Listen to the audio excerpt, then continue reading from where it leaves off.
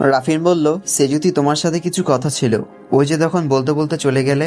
আমি বললাম, হ্যাঁ বলুন। রাফিন বলল, সেজুতি শুভ তখনই চলে আসে। শুভ বলল, সেজুতি তুমি এখনো রেডি হওনি? আর রাফিন কি করছে তোমার রুমে? আমাকে আসতে দিচ্ছিলে না, আর ওকে আসতে দিলে কেন? আমার থেকে ও বেশি গুরুত্বপূর্ণ? সেজুতি বলল, না আসলে ও তখন কি বলতে বলতে। শুভ বলল, চুপ করো, রেডি হও জলদি। আর রাফিন, নিচে চলো আমার সাথে, মা তোমাকে ডাকছেন। রাফিন বলল, আমি আসছি, তুমি যাও। শুভ বলল, আরে এখনই ডাকছেন মা তোমাকে। আজকাল শুভর আচরণ বড় অদ্ভুত লাগছে। রাফিন আর শুভর ভেতরে কিছু একটা চলছে, কি চলছে সেটা আমার খুঁজে বের করতেই হবে। আপু চলে এসেছে পার্লার থেকে। আমি এখনো রেডি হইনি। আমি কোনো রকম রেডি হয়ে নিচে গেলাম, আপুর পাশে গিয়ে বসলাম। শুভ 1 মিনিটও চোখের আড়াল করছে না আমাকে। এদিকে রাফিন আমার চারপাশে ঘুরঘুর করছে, মনে হয় ও কিছু বলতে চায় আমাকে। ছেলের বাড়ির লোক এসে গেছে। আমি দৌড়ে গেলাম গেট ধরতে। তখনই কেউ একজন রং মেরে দিল আমার গায়ে। আমার ড্রেস পুরো নষ্ট হয়ে গেল। আবার চেঞ্জ করতে যেতে হবে, ধুর ভাল লাগে না। আমি উপরে গেলাম চেঞ্জ করতে। চেঞ্জ করার শেষে আমি নিচে নামছি, ঠিক তখনই কেউ একজন আমার মুখ চেপে ধরলো পেছন থেকে। তারপর আমার আর কিছুই মনে নেই। মনে হয় আমি সেন্সলেস হয়ে গেছি। জানি না কতক্ষণ এভাবে সেন্স হারিয়ে পড়েছিলাম। সেন্স ফেরার পর আমি যেন চোখ মেলে তাকাতেই পারছি না। দু চোখ যেন ঘুমে ভরে আছে। ঝাপসা চোখে দেখলাম আমার সামনে কেউ একজন চেয়ারে বসে আছে, আর আমি মনে হলো বেডে শুয়ে আছি, কিন্তু চোখ মেলে ভালোভাবে দেখার শক্তি যেন আমার নেই। আমি আবার ঘুমিয়ে পড়লাম। কতদিন এভাবে রুমটাতে সেন্সলেস হয়ে পড়েছিলাম কিছুই জানি না। শুধু দু একবার তাকিয়েছি, তাও ঝাপসা ঝাপসা। কেউ একজন আমাকে খাইয়ে দিত, খেয়েছি কিনা জানি না, হয়তো খেয়েছি। আজকে হঠাৎ আমি পুরোপুরিভাবে সেন্স ফিরে পেয়েছি। মনে হচ্ছে চারপাশটা একদম ভালোভাবে দেখতে পাচ্ছি। আমি আস্তে আস্তে উঠে জানালার কাছে গেলাম, জানালাটা খুলে দিলাম, দিয়ে অবাক হয়ে বাইরে তাকালাম। এই জায়গাটায় আমি আগে কখনো এসেছি বলে মনে হয় না। মনে হচ্ছে এটা অনেক পুরাতন একটা বাংলো। কিন্তু এখানে আমাকে আনলো কে? হঠাৎ একটা আওয়াজে পেয়ে সাথে সাথে আমি আবার জানালা অফ করে আগের মতো বেডে শুয়ে পড়লাম। কারোর পায়ের শব্দ। দেখলাম কেউ একজন রুমে ঢুকলো। এ কি, আমি কি দেখছি? এটা তো শুভ। ভালো করে তাকিয়ে দেখলাম ওটা সত্যিই শুভ। তাহলে আমাকে এখানে কিন্তু কেন? শুভ ফোনটা রেখে ওয়াশরুমে চলে গেল। ও ভাবছে আমি এখনো সেন্সলেস। ও ওয়াশরুমে যাওয়ার সাথে সাথে আমি ফোনটা নিয়ে রাফিনকে কল দিলাম। এ কি, রাফিনের ফোন নাম্বার শুভর ফোনে অলরেডি সেভ করা।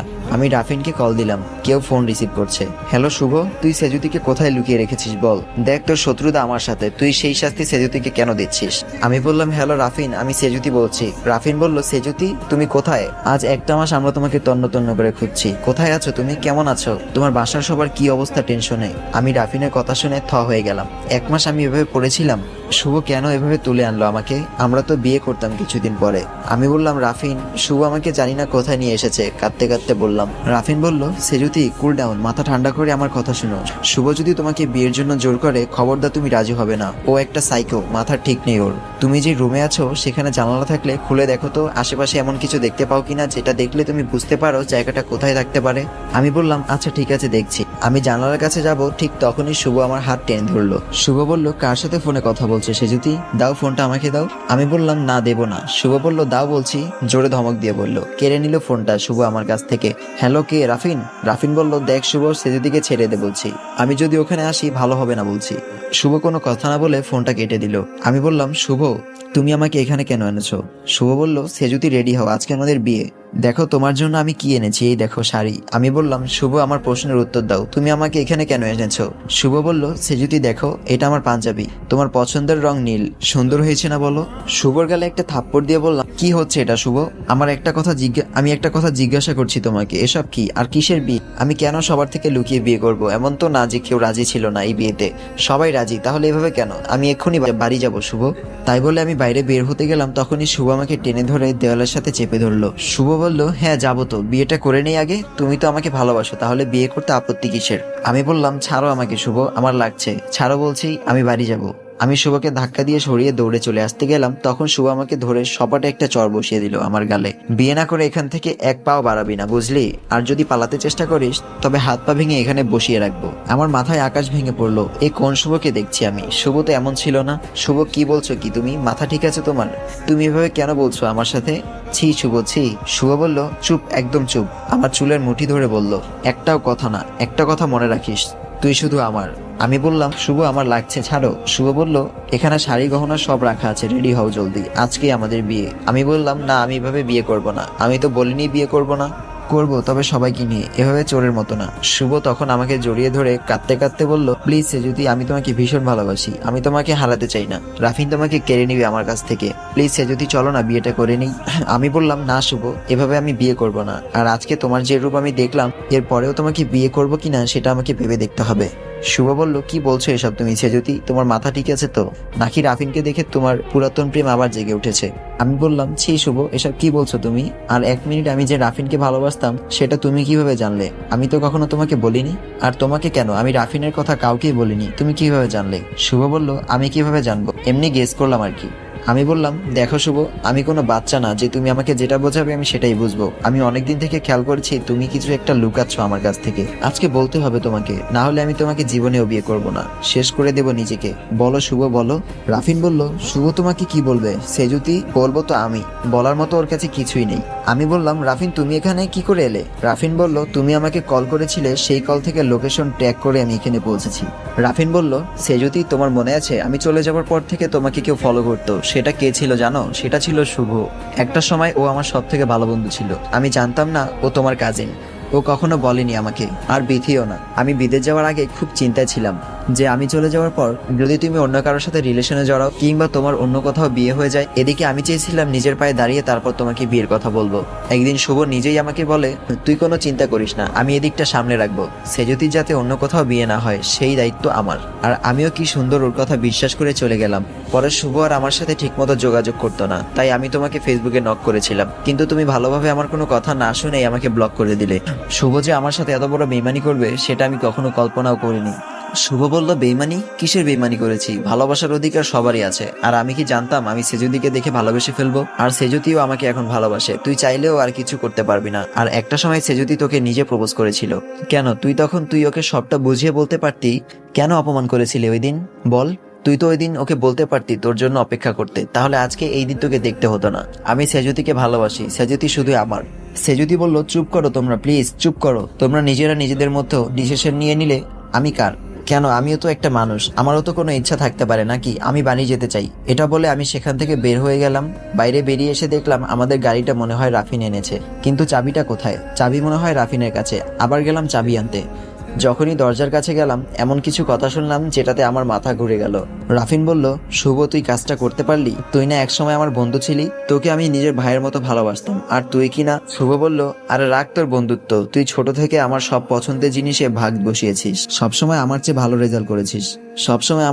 রেজাল্ট করেছিস বলে মা আমাকে তোর জন্য বকা দিত। এমনকি কলেজে তোর জন্য আমি আমার ভালোবাসার মানুষটাকে হারিয়েছি। মা সবসময় তোর প্রশংসা করতো, আমার সহ্য হতো না। আমার মা আমার থেকে তোকে বেশি ভালোবাসতো। তুই আমার সব ভালোবাসার মানুষদের কেড়ে নিয়েছিস।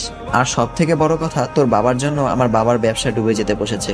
তাই মনে মনে সিদ্ধান্ত নিয়ে ফেলেছিলাম যে বিয়ে যদি করি তো আমি তাকেই বিয়ে করব, যাকে তুই ভালোবাসিস। তুই যাকে ভালোবাসিস সে হবে আমার বউ। আমি যে সেজুতিকে ভালোবাসি এটা মিথ্যা না। আমি সত্যি যেদিন প্রথম ওকে দেখেছিলাম সেদিন থেকেই ভালোবাসি ওকে, আমি নিজের থেকেও বেশি। বিয়ে তো আমি সেজুতিকেই করব, পারলে আটকে দেখাস। রাফিনের চোখ ছলছল করে আসলো পানিতে। যে বন্ধু ও ভাইয়ের মতো ভালোবাসতো সে কিনা এতদিন তার মনের ভেতরের ওর জন্য এত ঘৃণা পুষে রেখেছিল এটা ভেবে। রাফিন বলল, চ্যালেঞ্জ করছিস আমাকে? শুভ বলল, হ্যাঁ যদি তাই মনে করিস তবে তাই। রাফিন বলল, ঠিক আছে, তোর মতো অমানুষের হাত থেকে সেজুতিকে বাঁচাতে যদি মৃত্যু হয় হোক, তবু তোর মতো একটা মানুষের সাথে সেজুতির বিয়ে আমি কিছুতেই হতে দেব না, মনে রাখিস। আমি দৌড়ে গাড়ির কাছে চলে গেলাম। রাফিন এসে আমাকে গাড়িতে উঠিয়ে চলে আসলো। বাসায় এসে দেখি শুভ আমাদের বাসায়। আমি আর রাফিন আশ্চর্য হয়ে গেলাম ওকে দেখে। ও কি করে এলো আমাদের আগে? সবাই আমাকে আর রাফিনকে কেমন আর চোখে দেখছে। সবার মাঝ থেকে মা আর বাবা বেরিয়ে এসে বলল, মা সেজুতি এদিকে আয়। রাফিন আমাদের সাথে এত বড় প্রতারণা করলে? ছি, তুমি নিজে সেজুতিকে লুকিয়ে রেখে আমাদের চোখে ভালো সাজার জন্য শুভকে মিথ্যা অপবাদ দিচ্ছ? লজ্জা করে না তোমার?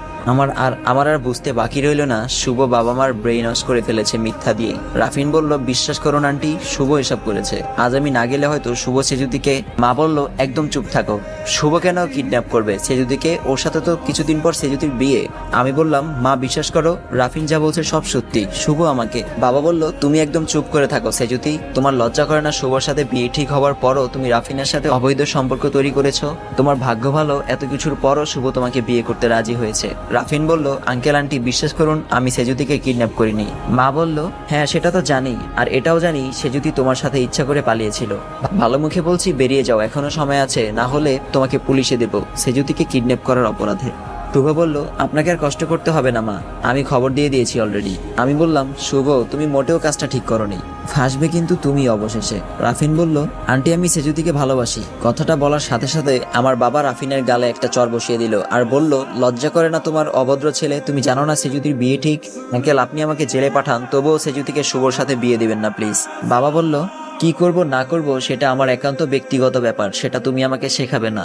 না তোমাকে দেখছি পুলিশে না দিলে হবেই না। শুভ বলল, সেটাই করছি আঙ্কেল, আর কিছুক্ষণ ওয়েট করুন, পুলিশ এখনই চলে আসবে। আমি বললাম, চুপ করো তোমরা সবাই, পুলিশ কেন আসবে? আর যদি আসে তবে শুভকে ধরবে, রাফিনকে নয়। এটা বলার সাথে সাথে মা আমাকে টানতে টানতে ঘরে নিয়ে গেল, ঘরে নিয়ে আটকে রাখলো। আমি বেলকনিতে দাঁড়িয়ে দেখছি রাফিনকে পুলিশে ধরে নিয়ে যাচ্ছে, তবুও আমি কিছু করতে পারছি না ওর জন্য। দেখলাম শুভ রাফিনের দিকে তাকিয়ে তাকিয়ে একটা শয়তানি হাসি দিল, আর রাফিন আমার দিকে তাকিয়ে আছে, চোখ দুটো ছলছল করছে ওর।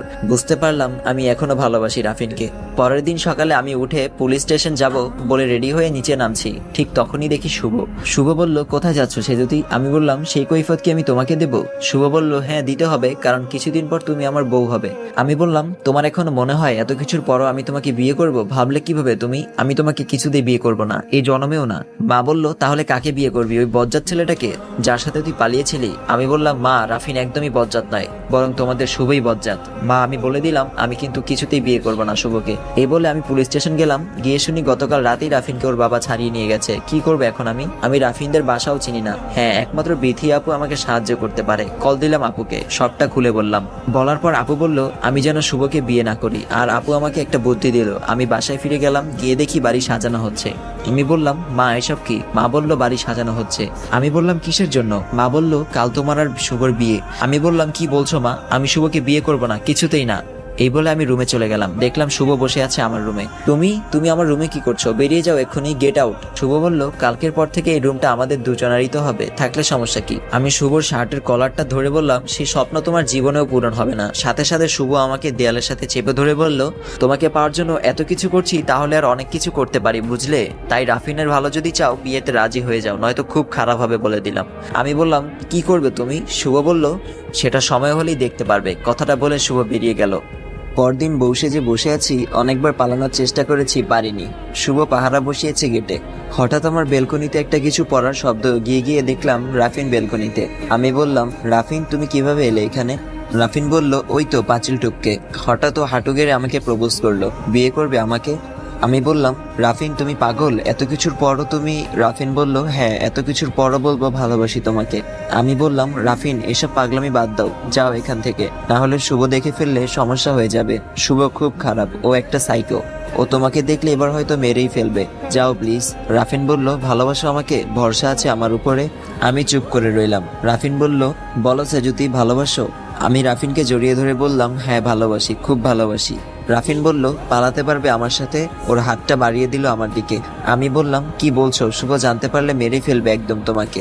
রাফিন বলল, ভরসা করো আমাকে। আমি বললাম, হ্যাঁ করি। রাফিন বলল, তবে চলো।